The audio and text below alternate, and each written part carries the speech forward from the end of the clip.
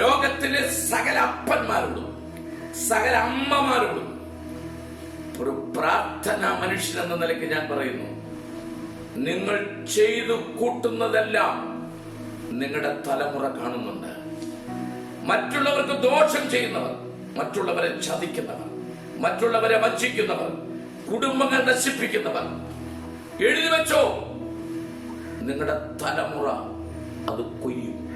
നിങ്ങൾ വിതച്ചത്, അതെ, സോഷ്യൽ മീഡിയയിലൂടെ വിതയ്ക്കുന്നവർ സൂക്ഷിച്ചു.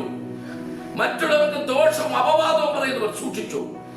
നിങ്ങളുടെ മക്കളുടെ മുഖത്ത് നോക്കി എഴുതി വെച്ചു, നിന്റെ തലമുറ ഇതിന്റെ 1000 ഇരട്ടി കൊയ്യും. ഇത് ദൈവത്തിന്റെ വചനമാണ്.